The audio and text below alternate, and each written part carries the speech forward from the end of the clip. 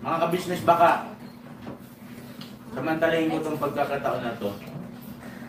Kung po pwede po sana, lalambing ako sa inyo. Supportahan niyo po yung Anime Reactors TV.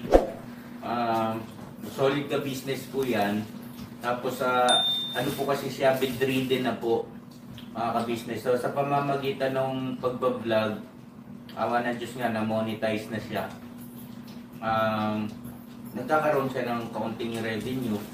Kaya maliliit lang kasi yung views niya. Baka pwede po, supportahan natin si Anime Reactors TV. Yan. Pero bedridden na po siya. Kaya mapapansin nyo yung at least na mukha niya, pinapakita niya. Cartoon character. Supportahan po natin yan, Anime Reactors TV.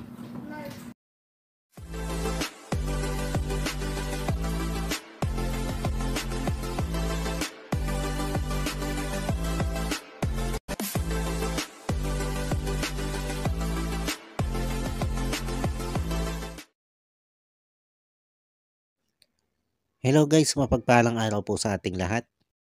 Narito pong muli ang inyong lingkod, Anime Reactors TV. At sa mga hindi pa po nakaka-subscribe dyan sa aking munting channel, ay baka pwede naman pong makipindot na po ng subscribe button. At makilike and share na rin po ng aking mga video. At patuloy din po natin suportahan ang Mag-amang Ka-Business Official at Papa Dins TV. At ganun din po yung kanilang second YouTube channel na Ka-Business Family, na kung saan ay ang 3M nga po ng Ka-Business Family ang nagbablog dito. Yun guys, panibagong araw, panibagong reaction ulit po tayo. At for today's video po ay gawan po natin ng reaction itong part 19 ng teleserye ng Tunay na Buhay nitong si Kuya Reggie at ng kanya nga pong first family, na kung saan po ay binigyan daan dito ni Ka-Business itong batas at patakaran ng mga kababayan nating Muslim bilang respeto na rin po sa kanila dahil nga po sa ginagawang muling panliligaw o pakikipagbalikan nito si Kuya Reggie dito sa kanyang first wife na si Ate LB. Kung matatandaan po kasi natin guys, ay nabanggit nito si Kuya Reggie doon sa naunang vlog sa kanya ni Ka-Business na siya nga daw po ay may second wife at kasal daw po sila nito sa ilalim ng relihiyong Islam. At nabanggit niya din dito ang kanyang pagkakakonvert sa relihiyong Islam. Kaya niya daw napakasalan itong kanyang second wife. Pero hindi niya nailinaw dito yung kanyang tunay na dahilan sa pagpapakonvert niya dito sa relihiyong Islam para nga po siya ay maging isang ganap na Muslim. At ang nabigyan din niya lang dito ay yung naging dahilan lang niya ng pagpapakasal niya dito sa kanyang second wife. Dahil nga daw po doon sa Saudi ay hinuhuli ang isang babae at isang lalaki na nagsasama ng hindi kasal. Kaya para hindi sila mahuli at makapagsama sila ng legal ng kanyang second wife ay nagpakasal sila doon sa Saudi sa ilalim ng relihiyong Islam. At dahil nga po sa hindi nabigyan linaw ni Kuya Reggie sa vlog na yon yung kanyang totoong dahilan sa pagpapakonvert niya dito sa relihiyong Islam, kaya naman ang naging dating nun sa mga kababayan nating Muslim na nakapanood ng video ay ginamit lang nitong si Kuya Reggie ang relihiyong Islam para sa sarili niyang kapakanan. At dahil nga po doon ay may mga nag-message daw po dito kay Mr. Ka-Business na kababayan nating Muslim patungkol dito. Lalo na nga po dito sa ginagawang panliligaw o pakikipagbalikan itong si Kuya Reggie dito kay Ate LB. At yun, dahil nga po sa mga message na ito ng mga kababayan nating Muslim ay nilinaw nitong si Ka-Business dito kay Kuya Reggie kung ano nga ba yung mga patakaran ng isang Muslim, lalo na nga pagdating po dito sa panliligaw o pakikipagbalikan na ginagawa nito si Kuya Reggie.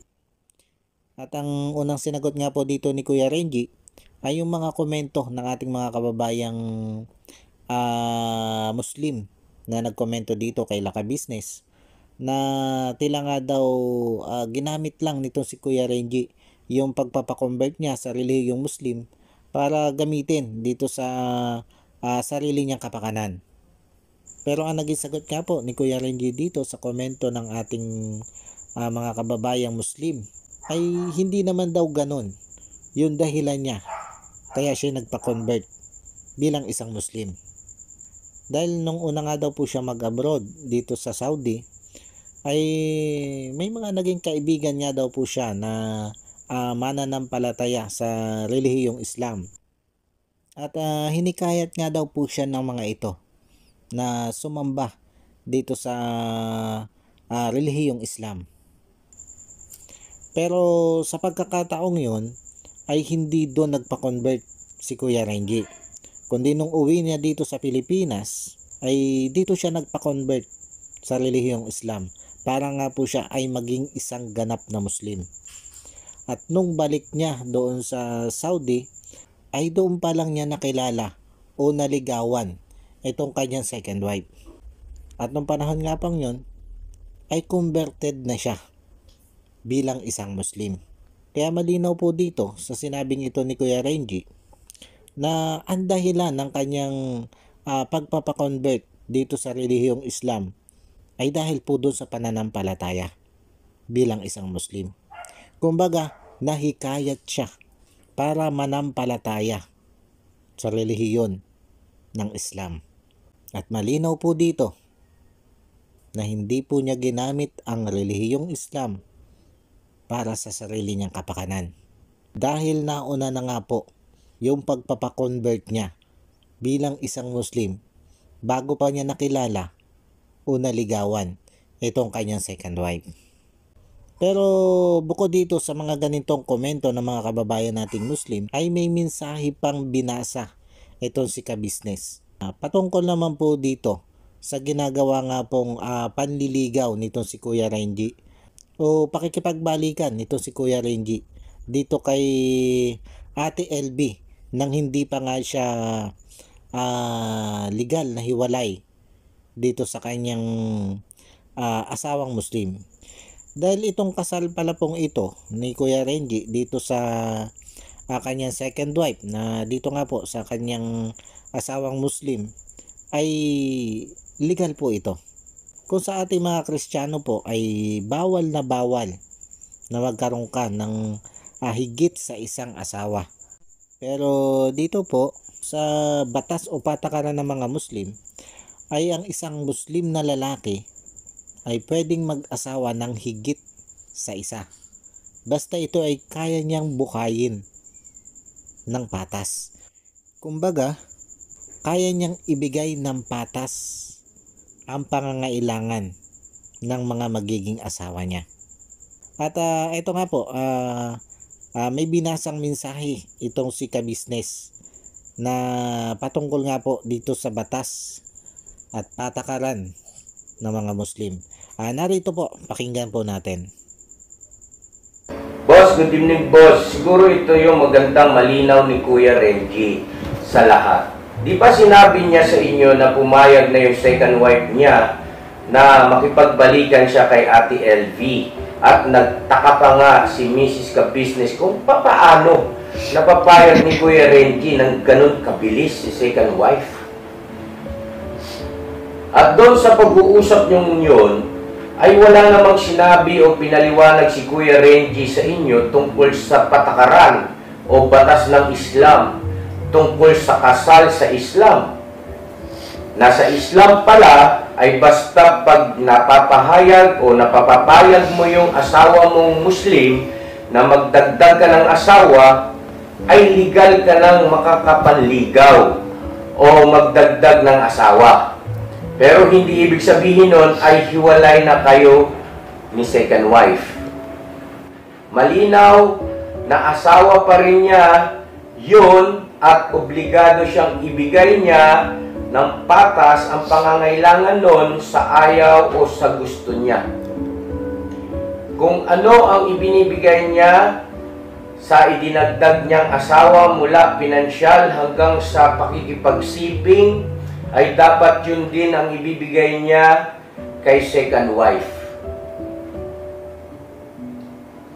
At kung sasabihin naman ni Kuya Renji na pumayag na yung second wife niya na maghiwalay na sila, ay hindi pala po pwede manligaw si Kuya Renji hanggat hindi sila humaharap doon sa Sharia court o Sharia court noong second wife niya para maghiwalay ng legal. Dahil kung manliligaw siya nang wala silang legal separation galing sa Sharia court, ay malinaw lang na nilaglag at binabastos niya ang batas ng relihiyong Islam. Alam niyo guys, itong mga ganitong batas o patakaran na mga kapatid nating Muslim ay kalimitan sa atin, lalo na sa ating mga Kristiyano, ay wala tayong alam patungkol dito.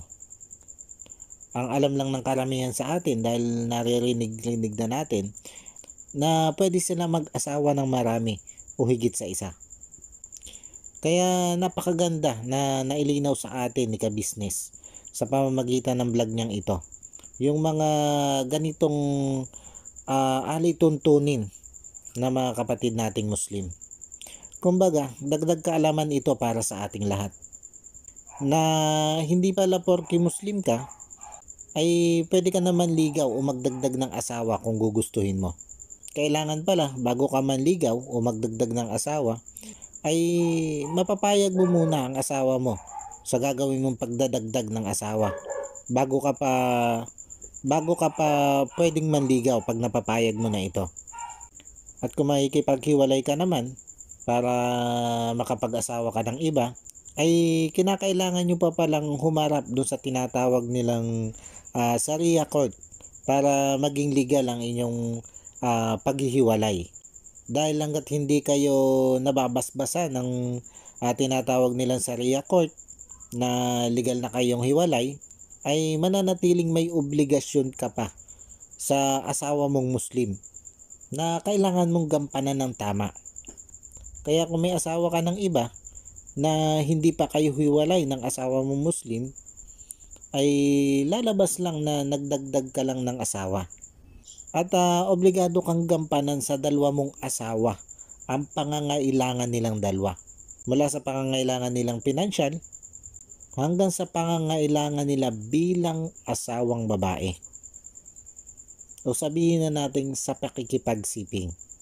Pero sa kaso naman ito si Kuya Renji, ay kahit wala pa silang legal separation itong second wife niya na Muslim, ay may usapan na naman daw sila nito na hiwalay na sila.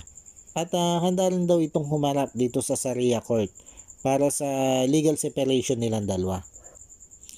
At dito nga ay may binasa din itong si Mrs. Ka-Business na makapagdamdaming mensahe nitong second wife ni Kuya Renji. Hanggang sa napaiyak pa nga itong si Mrs. Ka-Business dito sa naging mensaheng ito ng second wife nitong si Kuya Renji. Ito guys, pakinggan po natin mula kay Mrs. Ka-Business ang mensahe ng second wife nitong si Kuya Renji.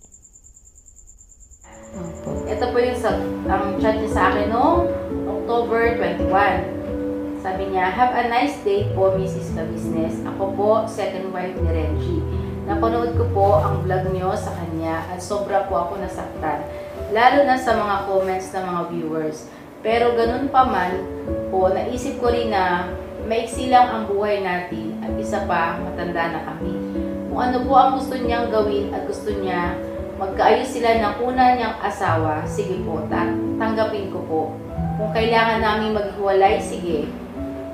Sige lang, total, andyan na siya. Masakit man at kahit gaano masakit sa akin, yan ang katotohanan na dapat tanggapin.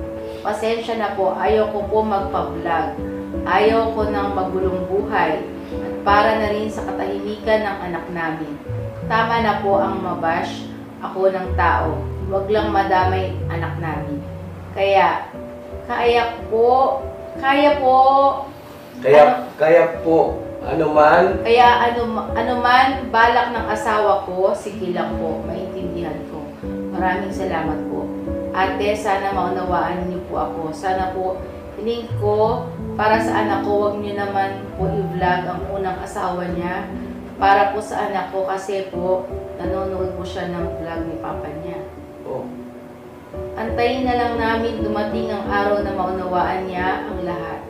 Gusto ko rin po magkaayos na sila ng pamilya niya. Basta huwag na lang niyang kalimutan ang anak niya dito. Yun lang po. Magandang araw po, Ma'am Ka-Business. Ako po yung second wife ni Reggie.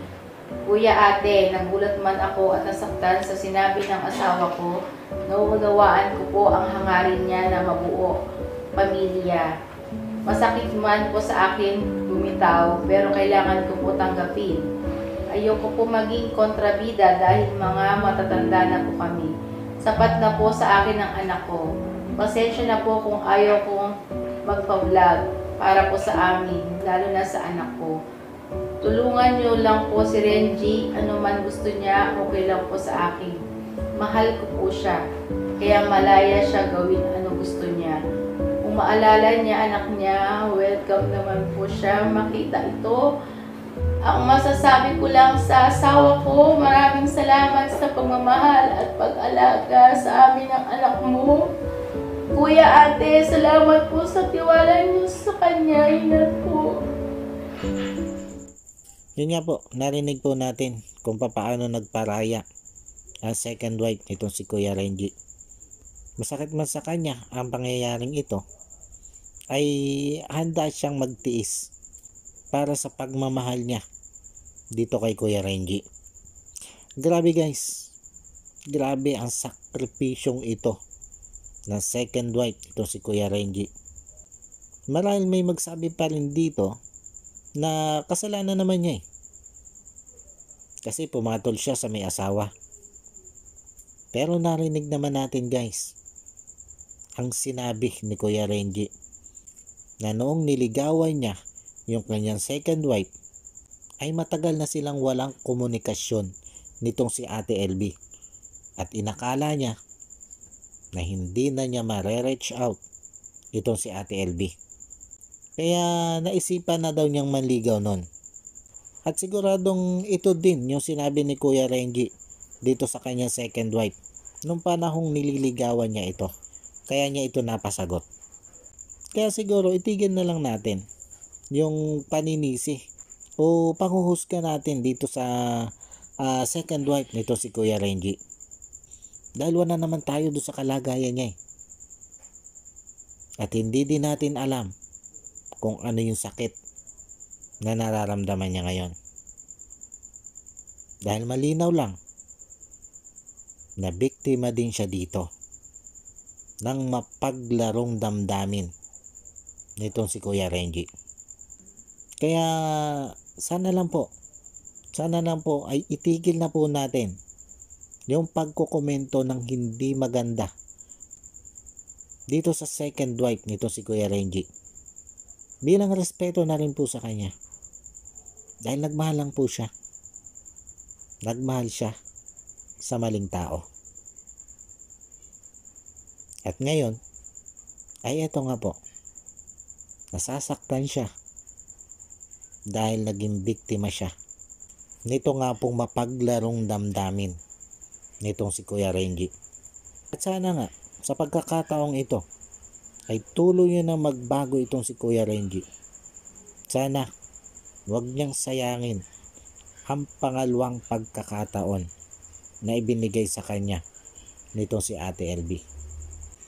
Sana'y mapanindigan na niya ang pangako niya dito kay Ate LB na hindi na siya magluloko at magsasama na sila habang sila'y nabubuhay. Paano guys, sana po ay nagustuhan niyo po itong aking reaction video ito. At yan, bago po tayo magtapos ay gusto ko lang pong i-shout out itong si Ma'am Nerissa ng New Jersey. Ma'am, Shoutout po sa inyo. At maraming salamat po sa patuloy nyo pong pagsuporta at panonood sa aking mga video. God bless po sa inyo at sa buong pamilya nyo po. At lagi po kayo mag-iingat yan.